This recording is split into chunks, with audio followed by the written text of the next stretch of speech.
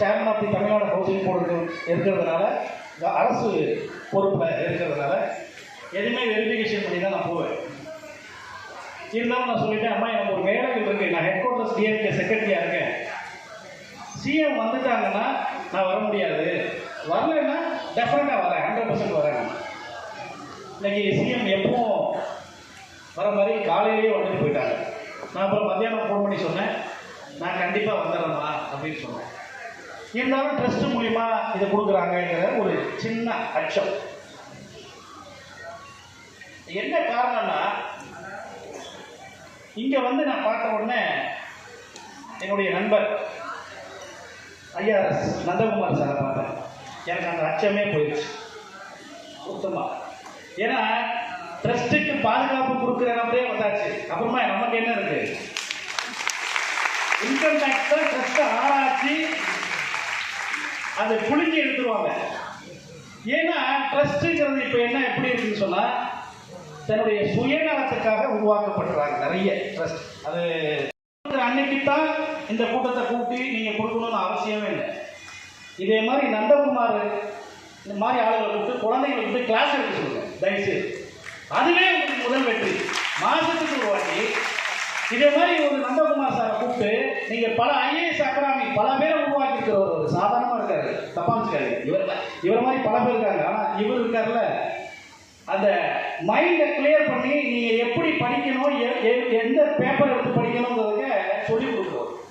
For example, நானே நல்லா படிக்கணும்னு நினைச்சக்கூடியவன் தான். எங்கள் வீட்டில் மொத்தம் 12 பேர் குழந்தைங்க, நான் 8வது பையன். அடிக்கடி எல்லாருமே சொல்லுவேன். ஆனால் எங்கள் அப்பா வந்து பழம்பெரும் நடிகர். ஆனால் என்னை படிக்க வைக்கணும் அவர் பார்க்கணும்னு நினச்சாரு. ஆனால் குடும்பத்தில் வந்து எங்கள் அண்ணன்லாம் படித்தாங்க. ஆனால் என்னை படிப்பை தவிர எனக்கு எல்லாம் ஏறிச்சு. என் மட்டும் எனக்கு படிப்பே ஏறு. ஆனால் அதுக்கு பின்னாடி நிறைய விஷயங்கள் நான் வந்து படிக்கலையே வருத்தப்பட்டேன். ஆனால் இன்னைக்கு வருஷத்துக்கு எப்படி என்னால் ஒரு 20 அட்மிஷனை வாங்கி கொடுத்தாதான் எனக்கு தூக்கமே வரும். பண்ணிட்டு இருக்கேன். என்னால் முடிஞ்ச உதவிகளையும் நான் பண்ணிட்டு இருக்கேன். எதுக்காக இதை சொல்ல வரேன்னா, இன்னைக்கு என்னுடைய மனைவி நான் படிக்க வச்சு நான் எவ்வளோ அவங்க நிச்சயமாக என்னுடைய கலப்பத்து நான் அவங்க வீட்டில் இருந்து படிச்சுட்டாங்கன்னா ஒரு ஐஏஎஸ் ஆஃபீஸர் ஆகிருப்பாங்க. ஆனால் இன்னைக்கு ஒரு பெரிய ஐஏஎஸ் அகாடமியில் அவங்களும் கிளாஸ் எடுக்கிற லெவலுக்கு படிச்சிருக்காங்க.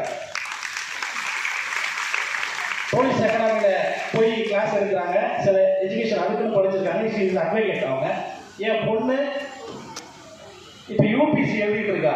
யூபிஎஸ்சியில் இன்டர்வியூ வரைக்கும் போயிட்டு வந்தா கிடைக்கல, திருப்பி இன்டர்வியூ எழுதிட்டு இருக்கா. லா முடிச்சிருக்கா. என்னுடைய பையன் ஸ்கூல் ஆஃப் எக்ஸலன்ஸ்ல லா முடிச்சுட்டு யூகேல முடிச்சுட்டு இப்போ சொலிசிட்டர் எழுதிட்டு இருக்கான். ஏன் இந்த மகிழ்ச்சியை கூட சொல்லிக்கிறேன்னா, நீங்களும் இதே மாதிரி படிச்சு வரணும். வேற ஒன்றும் இல்லை.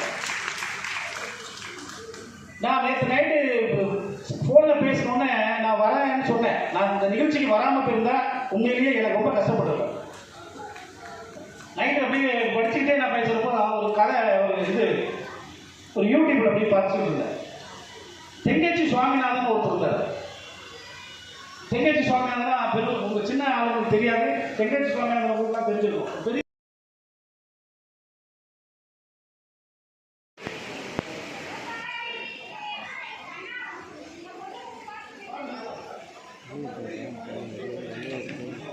நீங்கள் எந்த ரூட்டுப்பா? நீங்கள் எப்படி போவீங்க?